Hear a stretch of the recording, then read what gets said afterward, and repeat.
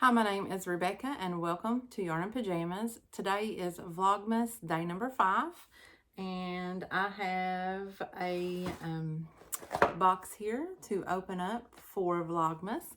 My friend Summer and I, we done a Christmas swap and we done an Advent style, so we have stuff to open for 25 days of Christmas.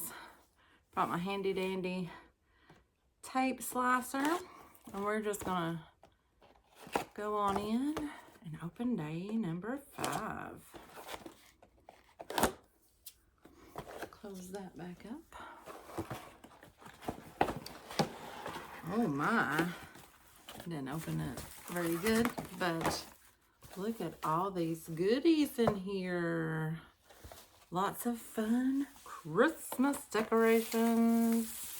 Okay, we have some garland here and look at it. It's not just any old garland. It is got gnomes on it. This is a gnome box. It's a very gnome themed. And look here, we have some gnome LED lights. Those are super cute. I think I'm gonna take these to my office and use those at my office.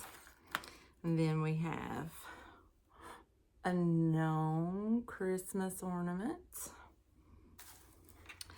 and a candy cane gnome Christmas ornament. And I'm gonna say this dude is an ugly sweater Christmas gnome ornament, even though it's not an ugly sweater. So cute. Look at his little nose. And I have a decoration. I'm gonna find a place for him, probably in my office, because I have quite a few gnomes, like these kind of gnome boards hanging up, so I'm gonna find a place for him to go. And my box is empty, my gnome box. Thank you very much, Summer, for this very, very cool gnome themed box here. That was so much fun to open. Oh, I just love this tinsel. I've never seen tinsel like this before. What fun could I do with this? What fun. I'm sure I will come up with something. Something. Let me put that right back in there. I think I'm going to take this box to work, minus the gnome ornaments, and use some of that cool gnome decorations at work. Okay, set that box over there. Okay, so I have been reading stories from this book, The Magic of Christmas Miracles. We've read 2 stories now, and everyone seems to enjoy them, so I have selected another one, and I'm going to read that one for you tonight. And hopefully this one won't make me cry. Okay, so let's take off the old glasses so I can see. Let me get a sip of tea. Is anyone else having some sore throat action going on? I think it's all this sinus drainage, but I have some. I don't know if you guys can hear it, but far in the distance there's a train. Okay, this story is called The Other Christmas Box. When I was growing up, birthdays were the best day of the year. I became queen for a day and could choose my favorite breakfast in the morning and dinner at night. There was always a pile of presents, but that wasn't as important as being treated like the most important person in the world. Christmas was fun, but birthdays were even better. It was the day that belonged to me alone. Somewhere in the shuffle of growing up, I had failed to comprehend the real meaning of Christmas. Perhaps I had been taught what the day represented somewhere along the line, but to me, Christmas was simply Santa and stockings and presents. If there was a baby in a manger anywhere in all of our traditions, my young mind had gotten the reindeer mixed in with the sheep and cattle in the stable, and the story of the first Christmas held little significance in my life. When I was about 6 years old, I remember suddenly becoming aware that Christmas was actually the day Jesus was born. It was his birthday. I'm not sure how it was brought to my attention, but I was amazed. I had never before understood that it was his birth we celebrated each year. But now that it was clear, there was only one thing that troubled me. If it was really Jesus' birthday, why didn't anyone give him presents? Why didn't he get the royal treatment I received on my birthdays? So unbeknownst to anyone, including my parents, I made up my mind to get something to give to Jesus on his birthday.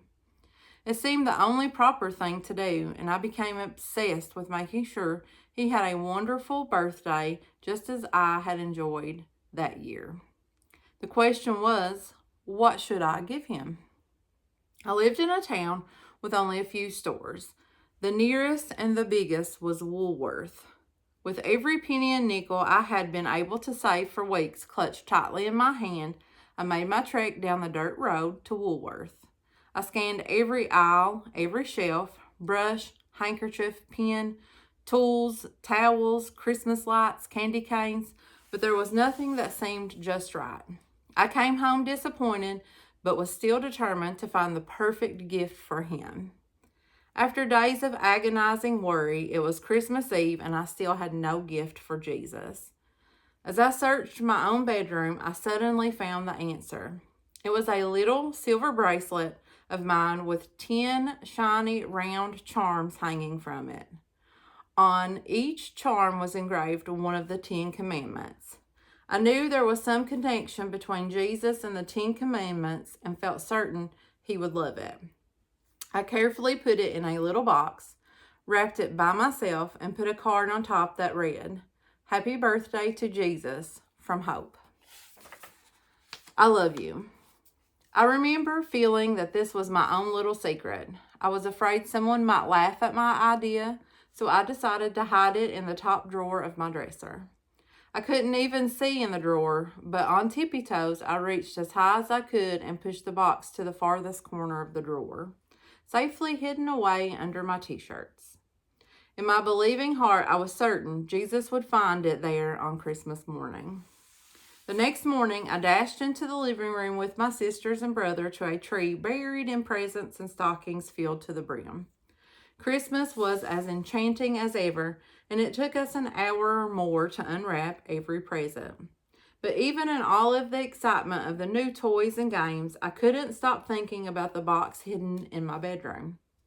I could hardly wait until the last present was opened, and then I could quietly walk into my room to make sure Jesus had found his birthday gift. Once again, on tiptoes, I stretched and pushed my anxious fingers under the pile of clean clothing. There, in the quiet of my bedroom, I felt the box. The moment my fingers touched it, a feeling of warmth and wonder filled my body. It was an unmistakable sweetness confirming the fact that Jesus had not only found the box, but that he loved it. At that same moment, I understood that he had left it there for a purpose. He wanted me to keep it so I would remember him and think of him every day. My whole body was tingling as this message of peace was given to me. There wasn't an ounce of disappointment that he hadn't taken that box because the message was so clear to me. The emotions I felt that day at age 6 are still hard to describe, but I knew as much as I knew anything else that I had made Jesus very happy. This story has been quietly tucked in my heart for over 40 years, but the tangible feeling of that morning is still with me every time I remember touching that little Christmas box. My Christmases are busy and full now. There are always too many presents underneath our tree for our 6 children, but I have tried in a small way to provide my family with an experience that might capture those same tender feelings for them. Every year for the past 25 years, on the first Sunday in December, I gather my children together and we try to think of presents we could give Jesus for his birthday. We write them down, wrap them up, and place them on the branches of our Christmas tree. We don't give bracelets or material things because we figure it all belongs to him anyway. Instead, we give gifts of the heart. the gift of trying to be a little more patient with a brother or sister, or the gift of helping a recently widowed neighbor. And every Christmas, as we share those gifts with one another, I have the distinct impression that Jesus accepts those gifts from us and he smiles. I know he's having a good birthday because of all of those around the world who love him and in their individual ways remember him. This is submitted by Hope Gardner from Mesa, Arizona. That's a sweet little story. Could you imagine being 6 and feeling all of those emotions for the first time? That would be amazing. So what did you guys think about the story tonight? I really liked it. I'm really liking this little book. Yes, I'm really liking it.